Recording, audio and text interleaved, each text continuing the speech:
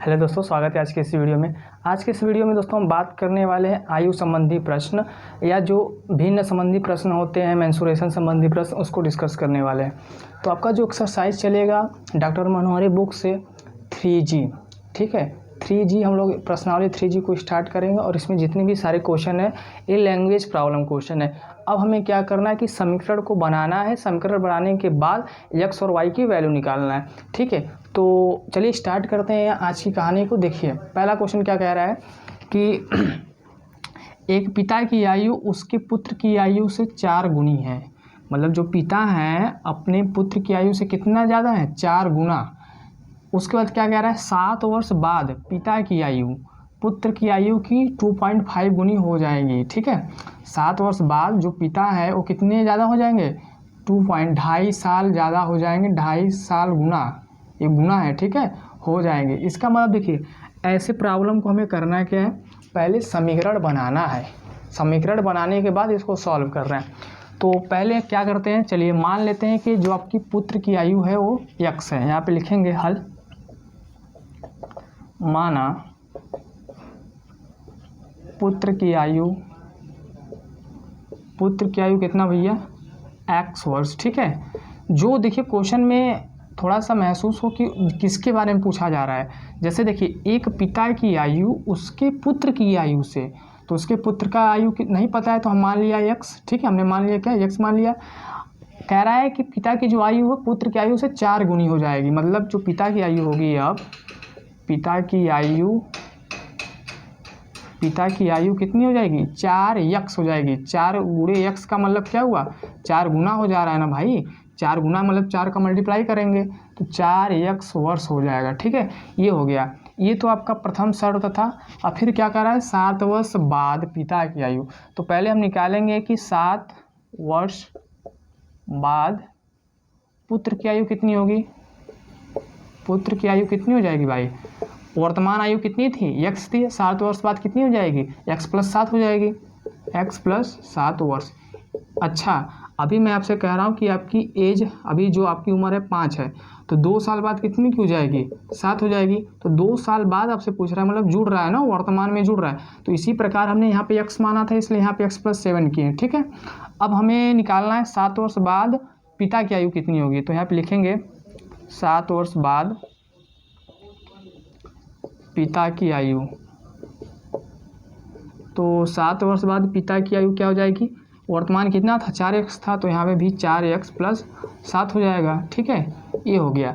अब हमें कंडीशन क्या दिया है, अब देखिए प्रश्नानुसार, ठीक है। प्रश्नानुसार कंडीशन क्या दिया है कि 7 वर्ष बाद पिता की आयु पुत्र की आयु की 2.5 गुनी हो जाएगी।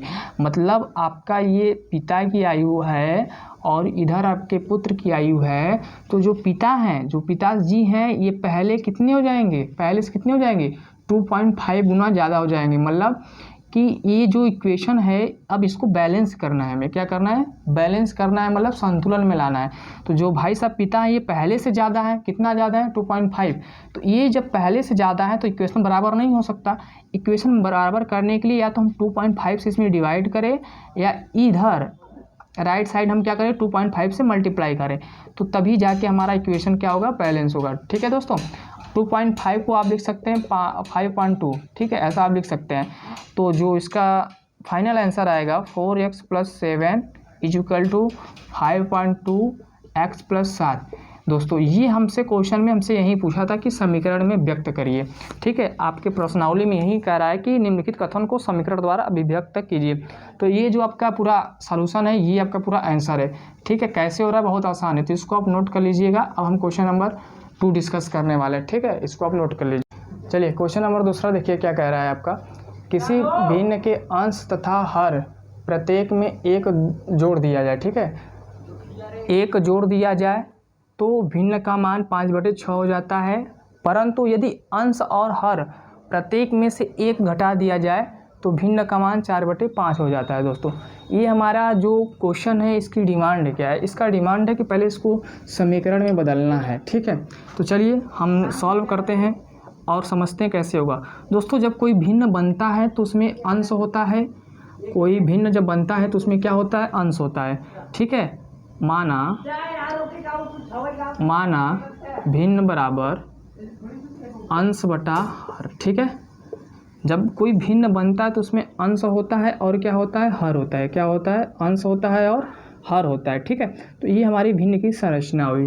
अब हमें क्या कह रहा है कि माना जो हमारा अंश है उसको मान लीजिए x है आपका, और जो हर है उसको क्या मान लीजिए, y मान लीजिए। आप ऐसा मान सकते हैं। ठीक है, अब देखिए समझिए, कह रहा है किसी भिन्न के अंश तथा हर में एक जोड़ दिया जाए तो प्रथम शर्त से, यहाँ पे लिखेंगे क्या, प्रथम शर्त से। शर्त का मतलब जो कंडीशन दिया रहे, तो पहला कंडीशन क्या है, अंश था, हर में क्या कर दिया जाए, एक जोड़ दिया जाए।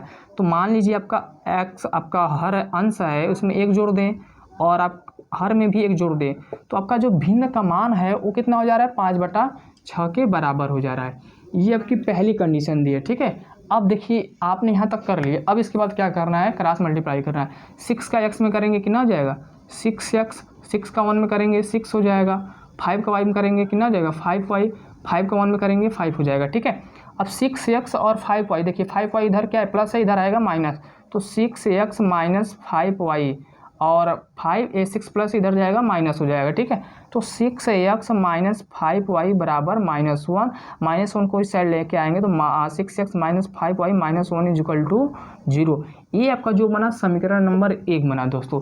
ये जो आपका इक्वेशन बन के आया है, इक्वेशन नंबर 1 बन के आया है। ठीक है, अब इसी पे ध्यान दीजिए।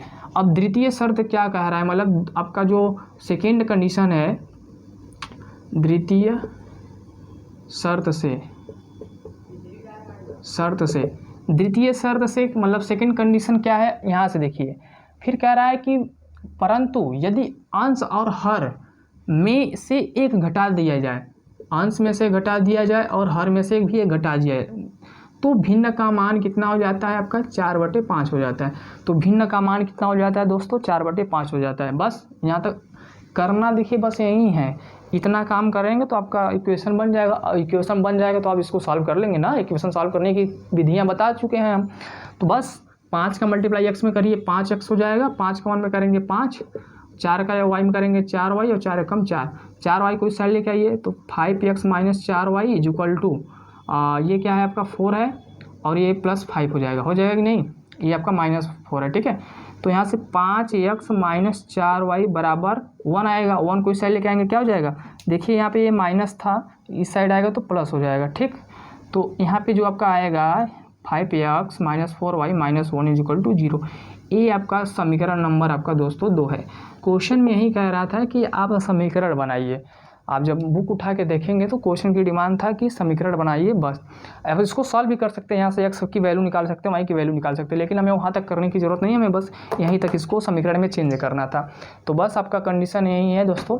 अब क्वेश्चन नंबर 3 हम डिस्कस करने वाले, इसको नोट कर लीजिए वीडियो को रोक कर। ठीक है दोस्तों, क्वेश्चन नंबर 3 देखिए, कह रहा है कि दो संख्याओं का योग 64 है, यदि उनमें एक संख्या दूसरी संख्या की 3 गुनी है तो संख्याएं ज्ञात कीजिए। ठीक है, अब देखिए थोड़ा सा, अब यहाँ से हमें संख्याएं ज्ञात कीजिए, इसका मतलब हमें जो वैल्यू आएगा, जो समीकरण बनेगा, वहाँ से x की वैल्यू निकालनी है। ठीक है, ध्यान दीजिए, अब इसको सॉल्व कैसे करेंगे, इसको सॉल्व करने की क्या मेथड है। कह रहा है कि दो संख्याएँ हैं और उनका सम कितना है, 64 है। योग का मतलब होता है जोड़, योग का मतलब क्या होता है, जोड़। तो उनका जो सम है कितना है मेरे भाई, 64 है। यदि उनमें एक संख्या दूसरी संख्या की 3 गुनी हो, मान लीजिए आपका पहली संख्या x है तो दूसरी संख्या 3x होगी। क्यों होगी, क्योंकि आपका कंडीशन दे दिया है। ठीक है, तो संख्याएं ज्ञात कीजिए। तो माना पहली संख्या कितनी है आपकी, x है, दूसरी संख्या क्या हो जाएगी, पहली संख्या x है, दूसरी संख्या 3 गुनी हो जाएगी, तो मतलब 3 इंटू x बराबर 3x हो जाएगा। अब क्या कह रहा है, प्रश्नानुसार, अब देखिए करने का तरीका यही है, प्रश्नानुसार कह रहा है कि जब दोनों संख्याओं का सम है वो 64 की इक्वल है, तो x प्लस 3x किसके बराबर है, 64 के बराबर है। ठीक है, अब इसको क्या करना है, सॉल्व करिए। 3x में x जोड़ेंगे कितना हो जाएगा, 4x बराबर 64। x की वैल्यू जब निकालेंगे तो 64/4 हो जाएगा कि नहीं, इसको उड़ा दीजिए तो कितना आएगा, 16 आएगा क्या मेरे भाई, जी हाँ। तो x की वैल्यू 16 आ गई। x आपने क्या माना था, पहली संख्या, तो आप अब यहाँ से निकालेंगे दूसरी संख्या। तो यहाँ पे लिखिए, मैं यहाँ लिख दे रहा हूँ, अतः पहली संख्या 16 है तथा दूसरी संख्या 16 × 3 बराबर 48 है। ठीक है, क्वेश्चन का डिमांड यही था कि आप संख्या बताइए कि पहली संख्या 16 है और 48 है। अच्छा, आप इसको वेरीफाई भी कर सकते हैं कि हमारा आंसर सही आ रहा है कि नहीं।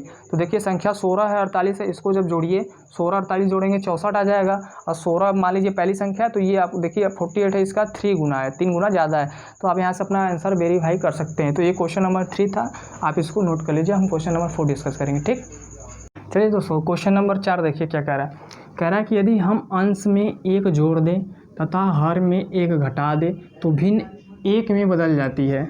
यदि हर में 1 जोड़ दे तो यह 1/2 हो जाता है। ठीक है, तो हमें भिन्न का मान ज्ञात करना है। तो सबसे पहले हम मान लेते हैं कि जो हमारा भिन्न है, माना भिन्न क्या होता है, x/y होता है। x आपका अंश है और y क्या है, हर है।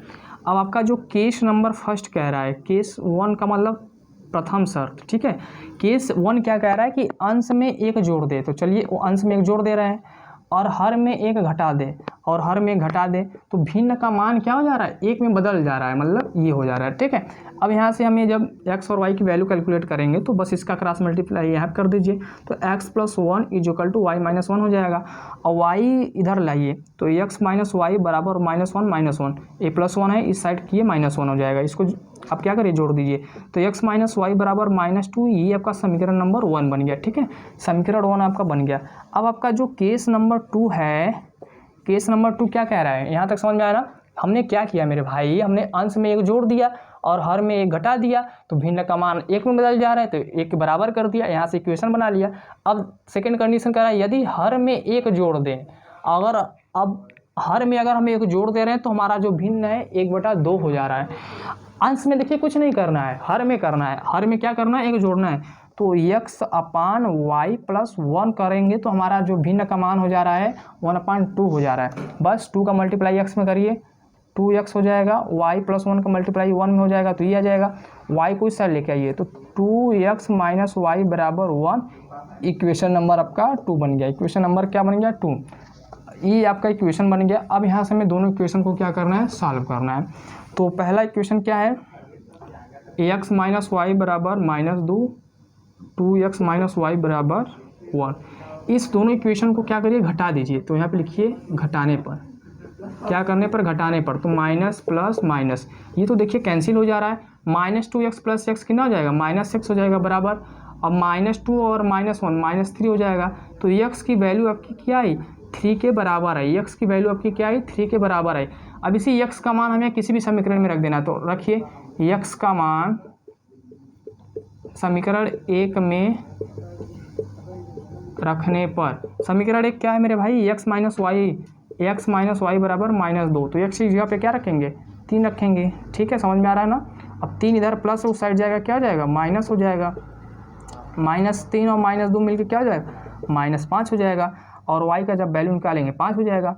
आपने यहाँ से x और y निकाल लिया, आपने अंश और हर निकाल लिया, लेकिन भिन्न क्या रहती है, अतः भिन्न क्या हो जाएगी, अतः भिन्न x/y। x का मान कितना है आपका, x का मान 3 है और y का मान कितना है, 5। तो ये आपका जो आ रहा है, यही आपका फाइनल आंसर हुआ। आपका 3/5 ही ओरिजिनल भिन्न है। ठीक है, आप इसको चेक भी कर सकते हैं। देखिए कह रहा है कि अंश में 1 जोड़ दें। ठीक है, किस में जोड़ दें, अंश में 1 जोड़ दें। अब अंश में 1 जोड़ेंगे तो 4 हो जाएगा। ठीक है, 3 + 1, और हर में 1 घटा दे, 5 में से घटा दीजिए, तो 3 में से 1 जाएगा 4, 5 में जाएगा 4, 4/4 1 के बराबर आ रहा है कि नहीं। तो चेक भी कर सकते हैं आपके आंसर सही आ रहा है कि नहीं आ रहा है। तो डिमांड क्या था क्वेश्चन की कि अंश में 1 जोड़ दे रहे हैं और हर में 1 घटा दे तो भिन्न का मान 1 हो जा रहा है। ठीक है, ये हमने कर दिया। सेकंड कंडीशन आपका ये था, हमने ये कर दिया। 2 इक्वेशन बनेंगी, दोनों इक्वेशन को सॉल्व करेंगे तो वहाँ से x का वैल्यू निकलेगा और y का वैल्यू निकलेगा। तो हमारा जो भिन्न आपने माना था बस उसको इसमें पुट कर देंगे तो हमारा फाइनल आंसर आ जाएगा। दोस्तों ये हमारा क्वेश्चन नंबर 4 था। अब हम इसके आगे डिस्कस करेंगे। ठीक है, आप इसको नोट कर लीजिए। ठीक, चलिए दोस्तों क्वेश्चन नंबर 5 देखिए क्या कह रहा है। कह रहा है कि यदि किसी भिन्न के अंश में 6 जोड़ दिया जाए तो भिन्न का मान 1/2 हो जाता है। ठीक है, तो मैंने आपको बताया है कि इसको सॉल्व कैसे करेंगे। सबसे पहले आप मान लीजिए कि आपका जो भिन्न होगा वो क्या होगा, भिन्न आपका जो होगा वो y के बराबर होगा। ठीक है, आप ऐसा मान लीजिए। ठीक है, तो पहला केस क्या कह रहा है, अब यहाँ से देखिए इसको लिखने का तरीका क्या है। प्रथम शर्त से आपका जो प्रथम शर्त है वो क्या कह रहा है कि भिन्न के अंश में 6 जोड़ दिया जाए। तो भिन्न का अंश क्या है, x है, तो x में हम क्या करेंगे भाई 6 जोड़ देंगे। तो भिन्न का जो मान हो जा रहा है कितना हो जा रहा है, 1/2 हो जा रहा है, मतलब भिन्न का जो वैल्यू आएगा 1/2 के बराबर आ जा रहा है। ठीक है, अब यहाँ से हमें क्या करना है, क्रॉस मल्टीप्लाई करना है। 2 का मल्टीप्लाई x में करिए तो कितना हो जाएगा 2x, 2 का 6 में करेंगे 6 दूनी 12, y का 1 में करेंगे y आ जाएगा, y को इस साइड लेके आइए और 16 को उस साइड लेके जाइए। तो 2x - y बराबर 16। और देखिए 16 यहाँ प्लस है, इस साइड आएगा माइनस, तो ये आपका बन गया समीकरण नंबर 1 बन गया। ठीक है, इसी प्रकार द्वितीय शर्त से कैसे लिखेंगे इसको, द्वितीय शर्त से। ठीक है, द्वितीय शर्त क्या कह रहा है कि यदि उसके हर में 7 जोड़ दिया जाए, हर में क्या कह रहा है कि 7 जोड़ दिया जाए तो वहाँ 1/3 हो जाती है। हर क्या है, y है, तो y में क्या जोड़ दीजिए 7 जोड़ दीजिए, तो उसका मान कितना हो जा रहा है 1/3 के बराबर आ जा रहा है। ओके, अब यहाँ से क्या हो जाएगा, 3 का मल्टीप्लाई x में करिए 3x हो जाएगा। अब इसका जब मल्टीप्लाई 1 में करेंगे तो बराबर y + 7 हो जाएगा। आप इसको करके देख लीजिएगा, y को इस साइड लेके आइए तो 3x - y बराबर 7। ये आपका जो बना मेरे भाई समीकरण नंबर 2 बन गया। ठीक है, आपने समीकरण बना लिया। देखिए इस क्वेश्चन में करना क्या है, जब भी आपको लैंग्वेज वाला प्रॉब्लम दे तो सबसे पहले समीकरण बनाना है। समीकरण बनाएंगे तब समीकरण को हल करेंगे, तब जाके आपका x और y का वैल्यू निकलेगा। अब हमें क्या करना है, यहाँ पे लिखेंगे समीकरण 1 और 2 से। समीकरण 1 और 2 से क्या मेरे भाई, समीकरण आपका क्या है, एक क्या है 2x - y बराबर -16, 2 क्या है 3x - y बराबर 7। अब हमें क्या करना है, इस समीकरण को जोड़ देना है। क्या कर देना है, जोड़ देना है, या घटाइए इसको, क्या करिए घटाइए, घटाएंगे तब आपका एक चीज़ कैंसिल हो जाएगा। ठीक है, घटाने पर यहाँ पे आप लिखिए घटाने पर, तो ये माइनस ये प्लस ये माइनस, ये तो देखिए कैंसिल हो जा रहा है। अब 3x में से 2x माइनस करेंगे तो x हो जाएगा। ठीक है, अब 16 7 जोड़ देंगे तो कितना हो जाएगा 25 हो जाएगा। क्या आपका 16 7 कितना हो जाएगा 25, x से x माइनस से माइनस कैंसिल, तो x की वैल्यू क्या आ गई आपकी 25 आ गई। x की वैल्यू क्या आ गई मेरे भाई 25 आ गई। अब इसी x का मान उठा के किस में रखना है, इसी x का मान उठा के आपको किसी भी इक्वेशन में रख देना है। यहाँ पे एक चीज़ और देखिए, आपने जब 6 का मल्टीप्लाई 2 में किया था तो 12 आया था, क्या आया था 12, तो यहाँ पे 16 नहीं रहेगा, यहाँ पे 12 रहेगा। इस चीज़ को आप सही कर लीजिएगा। ठीक है, तो यहाँ पे 12 रहेगा, तो यहाँ पे भी 12 रहेगा, और 12 7 कितना हो जाएगा 19 हो जाएगा मेरे भाई। तो आपकी x की जो वैल्यू आ रही है कितनी आ रही है 19 के बराबर आ रही है। ओके, ठीक है, अब x का मान 19 निकल के आ गया। x का मान आप समीकरण 1 में रख दीजिए, चाहे समीकरण 2 में रख दीजिए, तो मैं समीकरण 1 में रखना पसंद करूँगा। तो लिखेंगे क्या, यहाँ से x का मान समीकरण 1 में रखने पर, समीकरण 1 क्या है 2x - y बराबर -12। ठीक है, अब x की जगह पे क्या रखेंगे 19, तो 2 गुणे 19 - y बराबर -12, 19 दूनी कितना हो जाएगा 38 - y बराबर -12। अब देखिए 38 माइनस y को उस साइड लेके आइए, -12 को इस साइड, तो 38 + 12 बराबर y। अब जब इसको जोड़ेंगे तो y का जो मान आएगा वो 50 के बराबर आएगा। 38 12 जोड़ेंगे तो 50 आ जाएगा।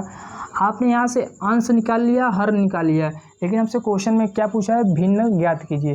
तो यहाँ पे लिखेंगे क्या, अब यहाँ पे देखिए मैं लिख रहा हूँ, लिखने का तरीका ऐसा ही है। यहाँ पे लिखेंगे अतः आपका अभीष्ट भिन्न क्या हो जाएगा, अभीष्ट भिन्न अंश कितना है 19 और हर कितना है 50।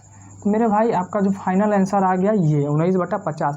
आपको इसी भिन्न को पता करना था, जो आपका ये पूरा कंडीशन से आएगा। ठीक है, ये क्वेश्चन नंबर 5 था, आप इसको नोट कर लीजिए। अब हम क्वेश्चन नंबर 6 डिस्कस करने वाले हैं। ठीक है, नोट चलिए क्वेश्चन नंबर 6 देखिए क्या कह रहा है।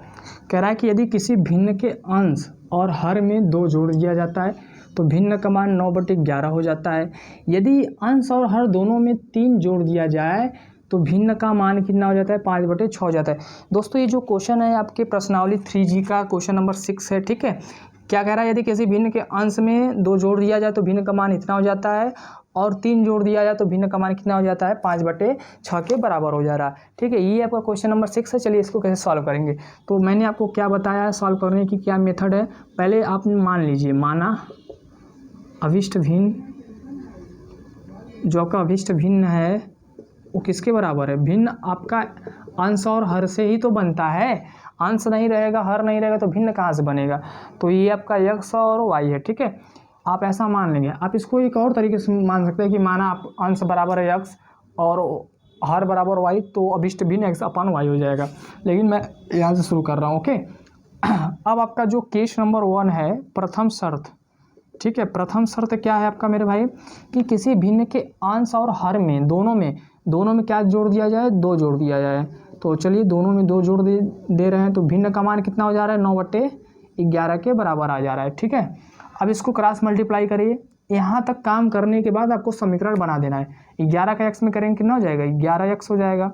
11 का 2 में करेंगे 11 दूनी 22 हो जाएगा। 9 का y में करेंगे कितना हो जाएगा 9y, और 9 दूनी 22 हो जाएगा। ठीक है, 9y को इस साइड लेके आइए तो 11x माइनस 9y बराबर, यहाँ पे 9 दूनी 18 होगा ना यार, यहाँ पे 18 हो जाएगा। तो प्लस 18 माइनस 22 में से 18 घटा दीजिए, कितना आ रहा है 22 में से 18 घटाएंगे -4। इक्वेशन नंबर 1 बन गया। आपने इक्वेशन नंबर 1 बना लिया। अब हमें करना काम क्या है, सेकेंड केस देखिए आपका क्या कह रहा है। द्वितीय शर्त है, सेकेंड कंडीशन क्या कह रहा है, यदि अंश और हर दोनों में 3 जोड़ दिया जाए। तो अंश आपका कितना है x, इसमें हमें क्या जोड़ना है 3 जोड़ना है, और हर में भी हमें क्या जोड़ना है 3 जोड़ना है। तो जो भिन्न का मान है 5/6 के बराबर हो जा रहा है। ठीक है, अब हमें क्रॉस मल्टीप्लाई करना है। 6 का x में करेंगे 6x हो जाएगा, 6 का 3 में करेंगे 18 हो जाएगा, 5 का y में करेंगे 5y, और 5 3 15। बस आप इस इक्वेशन को बना दीजिए और आपका आंसर आपके हाथ में आ जाएगा। 18 में से 15 घटाइए, कितना आ रहा है बताइए, -3। ये आपका इक्वेशन नंबर 2 बना। सारा खेल इतना है। इसके बाद तो आप जानते हैं क्या करना है। यहाँ पे देखिए कुछ तो कुछ करना है ना। आप चाहे x वाले को कैंसिल करिए, चाहे विलोपन विधि का यूज करना है। ठीक है, तो हम क्या काम करते हैं भाई, यहाँ पे हम काम क्या करते हैं कि जो देखिए इक्वेशन 1 में हम क्या करें 6 से मल्टीप्लाई कर दें, और इक्वेशन 2 में 11 से मल्टीप्लाई कर दें। ठीक है, कोई दिक्कत नहीं होगा। तो यहाँ पे लिखेंगे क्या, समीकरण, इसको क्वेश्चन को मैं अरेंज कर दे रहा हूँ ताकि हमारे पास स्पेस और आ जाए। तो क्वेश्चन को मैं अरेंज कर दे रहा हूँ। ठीक है मेरे भाई, देख लीजिए यहाँ पे क्वेश्चन मैंने अरेंज कर दिया। यहाँ पे लिखेंगे क्या, समीकरण 1 × 6 तथा समीकरण 2 × 11। ठीक, समीकरण 1 में हम 6 से गुणा कर देंगे तथा समीकरण 2 में किससे गुणा कर देंगे 11 से। तो समीकरण 1 आपका ये है, तो 11 का जब इसमें मल्टीप्लाई कर देंगे 6 से, तो 11 छक्के 66 x हो जाएगा, और 9 छक्के 54y हो जाएगा आपका, बराबर 6 चौके 24। ये समीकरण 1 में 6 से गुणा करने पर मिला। अब समीकरण 2 में हमें किससे गुणा करना है भाई 11 से। तो 11 छक्के 66 x, 11 पचे 55y, और -11 3 33। ठीक है, ये तो हमें मिल गया। अब यहाँ पे हम लिखेंगे क्या, घटाने पर। यहाँ पे क्या लिखेंगे, घटाने पर। जब घटाएंगे तो ये माइनस, ये प्लस, और ये प्लस हो जाएगा। ये तो कैंसिल हो जाएगा। 55 और 54 कितना बचेगा आपका, y बचेगा। ठीक है, माइनस हो जाएगा ना, 55 माइनस 54, और 33 में से जब 24 घटाएंगे कितना आ जाएगा 9। तो आपका जो y की वैल्यू आ रही है वो 9 के इक्वल आ रही है। अब इसी y का मान हमें किस में रखना है, समीकरण 1 में। y का मान समीकरण 1 में रखने पर। ठीक है, तो समीकरण 1 क्या है, यहाँ पे है देखिए 11x माइनस 9y, y की जगह पे हमें 9 रखना है, बराबर -4। ठीक है, समझ में आ रहा है ना मेरे भाई। और 9 को गुणा 9 करिए, कितना आ रहा है 9×81 बराबर -4।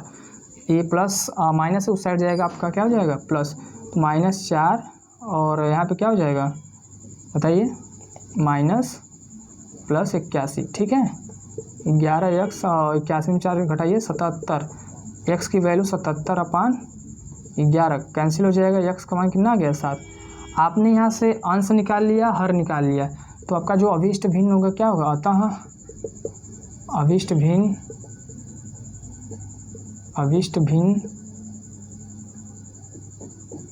आपका जो हो जाएगा हर अंश बटा अंश 7, हर कितना है 9।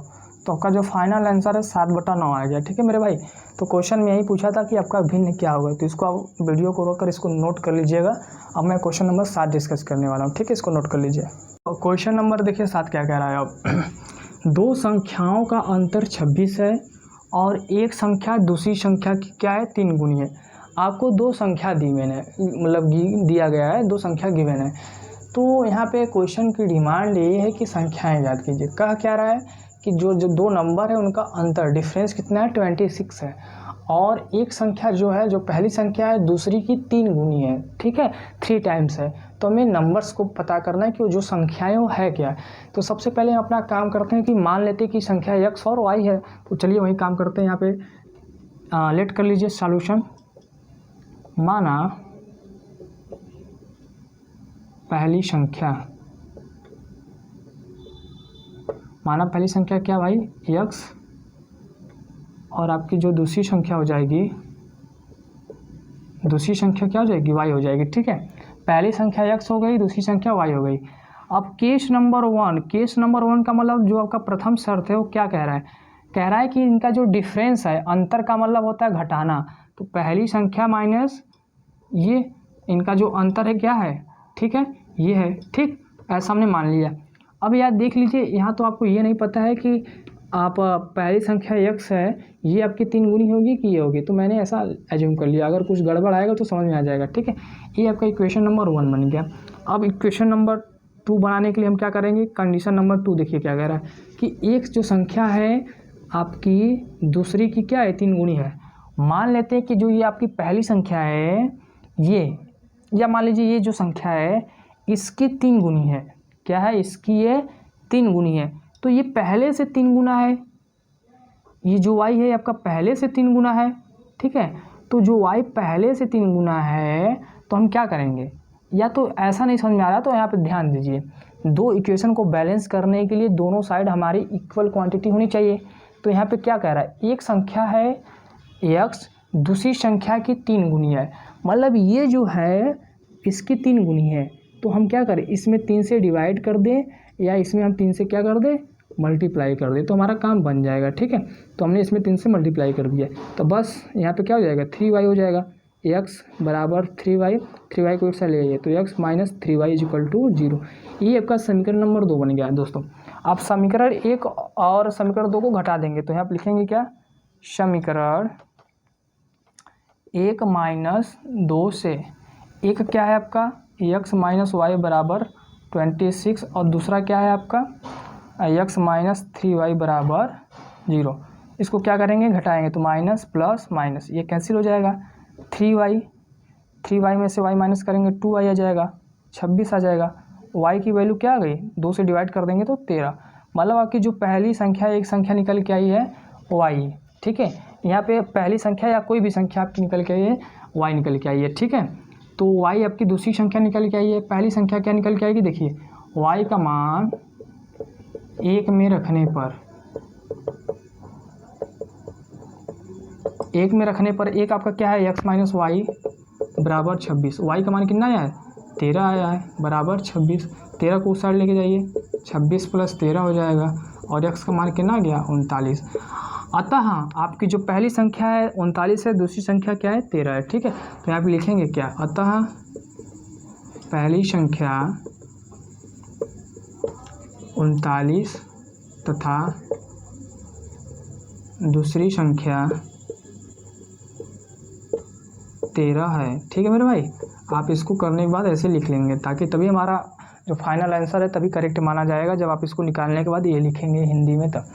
तो क्वेश्चन की डिमांड जो थी यही थी, इसको आप नोट कर लीजिए। हम क्वेश्चन नंबर 8 डिस्कस करने वाले हैं, इसको आप नोट कर लीजिए, ठीक है। 8 क्या कह रहा है, किसी बच्चे को अपने घर से पिकनिक स्थल पहुंचने में, पैदल पहुंचने में 6 घंटे लगते हैं। मतलब कोई बच्चा है, ये आपका कोई बच्चा है मान लीजिए, इसको अपने घर से, ठीक है, इसको अपने घर से पिकनिक स्थल पर पहुंचने पर, मतलब ग्राउंड पर पहुंचने पर कितने समय लगते हैं 6 घंटे। इसको कितना टाइम लग रहा है 6 घंटा लग रहा है, ठीक है। तो यहाँ से शुरू करके जा रहा है यहाँ तक तो 6 घंटा लग रहा है। अगर वह साइकिल से जा रहा है तो कितना समय लग रहा है 2 घंटा लग रहा है। भाई पैदल जाएगा तो ज़्यादा समय लगेगा ना, और साइकिल से जा रहा है तो कितना समय लग रहा है, 2 घंटा उसको लग रहा है। ठीक है, अब क्या कह रहा है कि यदि साइकिल की औसत चाल उसकी पैदल चाल से 7 किमी अधिक हो जाए तो उसकी चाल और साइकिल की चाल ज्ञात करिए। पहले बात को समझिए क्या कह रहा है। ठीक है, एक कोई बच्चा है, कोई बालक है, वो अपने घर से निकलता है और पिकनिक पर जाता है। तो पिकनिक पर जाने पर उसको 6 घंटा लग जा रहा है, पैदल जब जा रहा है तब। तो सबसे पहले हमें यह पता होना चाहिए कि यहाँ से इसके घर से पिकनिक कितना दूर है, कितना दूर है। तो क्वेश्चन सॉल्व कैसे करेंगे, ध्यान दीजिएगा। हल, माना घर से पिकनिक स्थल की दूरी, इसको मैं एरेज कर दे रहा हूँ, ये जो मैंने बनाया है इसको मैं क्या कर दे रहा हूँ दोस्तों, एरेज कर दे रहा हूँ। ठीक है, इसको मैं एरेज कर दे रहा हूँ, मिटा दे रहा हूँ। तो माना घर से पिकनिक स्थल की दूरी कितना हो जाएगी आपकी, मान लीजिए x किमी दूरी है। ठीक है, यहाँ पे मैं फिगर फिर से ड्रा कर दे रहा हूँ। ये आप मान लीजिए ये आप हैं, ठीक है, ये आप हैं, ये आपका घर है, यहाँ से आप निकल रहे हैं और कहाँ जा रहे हैं, पिकनिक पर जा रहे हैं। ठीक है, यहाँ पिकनिक पर जा रहे हैं। तो जब आप पैदल जा रहे हैं तो 6 घंटा लग रहा है, और जब आप साइकिल से जा रहे हैं तो कितना समय लग रहा है, 2 घंटा।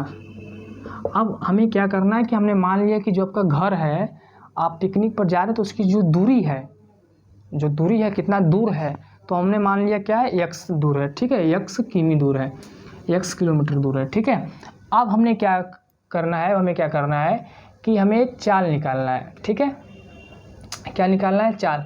तो चाल आप जानते हैं क्या होता है, चाल क्या होता है बताइए, दूरी बटा समय। चाल क्या होता है, दूरी बटा समय।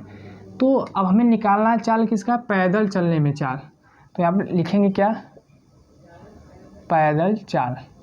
पैदल चाल कितना हो जाएगा भैया, चाल क्या होता है, दूरी बटा समय। दूरी कितना है, x, और समय कितना है, 6 घंटा। तो चाल आपकी हो गई किमी प्रति घंटा, इसको ऐसे लिखेंगे। औसत चाल आपकी क्या होगी, x/6। और साइकिल चाल कितनी हो जाएगी, साइकिल की चाल कितनी हो जाएगी बताइए, साइकिल की चाल। चाल क्या होता है, दूरी बटा समय। दूरी कितना है, x, समय कितना लग रहा है आपको, 2 घंटा। कितना लग रहा है, 2 घंटा। 2 घंटा यहाँ पे लिखेंगे किमी प्रति घंटा। ठीक है मेरे भाई, किमी प्रति घंटा। यदि साइकिल की औसत चाल, अब जो साइकिल की औसत चाल, अब देखिए कंडीशन यहाँ पे, केस क्या कह रहा है, ये तो आपने बना लिया। केस क्या कह रहा है कि आपकी जो साइकिल की औसत चाल है वो पैदल चाल से 7 किलोमीटर प्रति घंटा क्या है, ज़्यादा है। तो आपकी पैदल वाली चाल कितना है भैया, x/6, और साइकिल की चाल कितना है ये। तो ये जो है आपका x/2, ये साइकिल की चाल है। साइकिल की चाल ज़्यादा है। ज़्यादा क्यों है भाई, आप पैदल जा रहे हैं तो स्लो ही जाएंगे ना, और साइकिल से तो स्लो ही रहेंगे। ठीक है, तो ये जो साइकिल वाला है इसकी जो चाल है कितनी ज़्यादा है, 7 किमी प्रति घंटा ज़्यादा है। अब देखिए क्या करेंगे, 7 किमी प्रति घंटा ज़्यादा है ना, तो हम क्या करेंगे, इसमें 7 किमी हम घटा दें या तो इसमें 7 किमी जोड़ दें। तो मैं क्या कर रहा हूँ, 7 इसमें मैं घटा दे रहा हूँ। अब हमें क्या करना है, x/2 को किस साइड लेके आना है, इस साइड लेके आए, या तो इसको रहने दीजिए, यहीं पे इसको सॉल्व करिए। x/6 हो जाएगा बराबर 2 का मल्टीप्लाई इसमें करिए, 7 दूनी 14/2 हो जाएगा। ठीक है मेरे भाई, अब 2 का मल्टीप्लाई x में करिए 2x हो जाएगा, 6 का x में करिए 6x, और 14 छक्के कितना होता है बताइए। यहाँ पे 6 का मल्टीप्लाई किस में करना है, 14 में करना है। तो 6 चौके 24, 6 कम 2, ये 14 छंग 84। अब हमें क्या करना है कि -84 को इस साइड लाना है, 2x को उस साइड लेके आना है। तो यहाँ पे हो जाएगा, क्या हो जाएगा बताइए, 84 = 6x - 2x। ठीक है, समझ में आ रहा है ना। अब इसको मैं क्या कर रहा हूँ, थोड़ा सा एरेज कर दे रहा हूँ। यहाँ पे देखिए, यहाँ पे तो जब 6 में से 2 माइनस करेंगे कितना आएगा मेरे भाई, 4x आएगा बराबर 84 आ गया। ठीक है, ये आ गया 84। अब हमें क्या करना है, x का मान निकालना है। तो 84 बटे कितना हो जाएगा, 4 हो जाएगा कि नहीं, समझ रहे हैं ना, ये 4 नीचे आ जाएगा। इसको जब काटेंगे तो 21 बार में डिवाइड हो जाएगा। इसका मतलब आपका जो x आ रहा है कितना आ रहा है, 21 के बराबर आ रहा है। जो आपकी x की वैल्यू है 21 आ रही है। x आपने क्या माना था, घर से पिकनिक स्थल की दूरी, तो आपके घर से जो पिकनिक स्थल की दूरी कितनी निकल के आई, 21 किलोमीटर निकल के आ गई कि आपका जो घर है यहाँ पे और इसके जो पिकनिक की दूरी है वो कितना है, 21 किलोमीटर है। ठीक है, ये तो आपका निकल गया। लेकिन हमसे पूछा क्या है, हमसे पूछा है कि उसकी चाल, किसकी चाल, पैदल चाल और साइकिल की चाल ज्ञात करिए। तो यहाँ से क्या हो जाएगा, यहाँ से पैदल चाल क्या हो जाएगा, यहाँ पे लिखेंगे पैदल चाल, पैदल चाल बराबर चाल x/6 में आपने माना था। ठीक है, तो यहाँ पे हो जाएगा, और x की वैल्यू क्या है 21/6 हो जाएगा किमी प्रति घंटा। अब मेरे भाई इसको डिवाइड कर लो, कैसे डिवाइड करोगे, 21 ऐसे करके। ठीक है, 3 बार में जाएगा 18 जाएगा, 3 आ जाएगा, तो पॉइंट लगाएंगे। ठीक है, समझ में आ रहा है ना, कैलकुलेशन समझ आ रहा है, इसको मैं अरेंज कर देना। तो आपकी जो ये वाली आंसर आएगी पैदल चाल वाली, वो 3.5 किलोमीटर प्रति घंटा। मतलब आप पैदल जा रहे हैं तो कितने रफ्तार से जा रहे हैं, 3.5 किलोमीटर प्रति घंटा रफ्तार से जा रहे हैं। इसका अच्छा, इसका मतलब क्या हुआ कि प्रति घंटा का मतलब क्या हुआ, 1 घंटे में आप कितना जाएंगे, 3.5 किलोमीटर जाएंगे। 1 घंटे में कितना जाएंगे, 3.5 किलोमीटर जाएंगे। ठीक है, तो प्रति का मतलब यही हुआ। अब हमें निकालना है किसका है भाई, साइकिल की चाल। तो यहाँ पे लिखेंगे क्या, साइकिल की चाल। साइकिल की चाल कितनी आपने माना था, x/2। x क्या है आपका 21 है, 2 क्या है ये, तो 21 में जब 2 से डिवाइड करेंगे तो 10.5 किमी प्रति घंटा। ठीक है दोस्तों, क्वेश्चन की डिमांड क्या थी, क्वेश्चन की डिमांड यही थी, तो उसकी पैदल चाल और साइकिल की चाल याद करिए। तो उसकी जो पैदल चाल है 3.5 किलोमीटर प्रति घंटा है, और साइकिल की चाल कितनी है, 10.5 किलोमीटर प्रति घंटा है। क्वेश्चन को एक बार फिर से समझिए कि मान लीजिए कोई बच्चा है, वो पिकनिक स्थल पर जाना चाहता है, पैदल जा रहा है तो 6 घंटा लग रहा है, मोटरसाइकिल से जा रहा है मतलब साइकिल से जा रहा है 2 घंटा लग रहा है। तो ये आपकी क्वेश्चन इतना इन्फॉर्मेशन दिया था। आगे क्या कर रहा है, वह साइकिल से दूरी को 2 घंटे में तय कर लेता है। यदि साइकिल की औसत चाल, जो साइकिल की चाल है वो पैदल चाल से 7 किलोमीटर ज़्यादा हो जाए, तब आपको बताना है कि पैदल चाल कितना होगा और साइकिल की चाल क्या होगी। तो जब 7 किलोमीटर भाई ये पहले से ज़्यादा है, ये साइकिल वाला क्या है, पहले से ज़्यादा है इससे, तो हम इसमें 7 घटा दें या इसमें हम 7 जोड़ दें। तो हमने साइकिल वाले में 7 घटा दिया, तो हमने इक्वेशन को सॉल्व किया, x का मान आया। x हमने आपने क्या माना था, दूरी माना था, x दूरी निकल गया। तो हम एक फार्मूला जानते हैं, चाल बराबर क्या होता है, चाल बराबर होता है दूरी बटा समय। तो चाल बराबर दूरी बटा जब समय यूज करेंगे तो पैदल चाल 21/6 हो जाएगा। इसको सॉल्व करने पर 3.5 किलोमीटर प्रति घंटा रफ्तार आएगी, और साइकिल की चाल को सॉल्व करेंगे तो 10.5 किलोमीटर प्रति घंटा रफ्तार से हो जाएगा। अतः आपका ये जो फाइनल आंसर है ये है। ठीक है मेरे भाई, आई होप आपको समझ आएगा। बाकी का क्वेश्चन देखिए मैं नेक्स्ट वीडियो में, नेक्स्ट क्लास में कराऊंगा। 3G चल रहा है, क्वेश्चन नंबर 8 तक हम लोग डिस्कस कर चुके हैं। ठीक है, बाकी की जो प्रॉब्लम है उसको मैं नेक्स्ट वीडियो में पढ़ाऊंगा। ठीक है मेरे भाई, थैंक यू।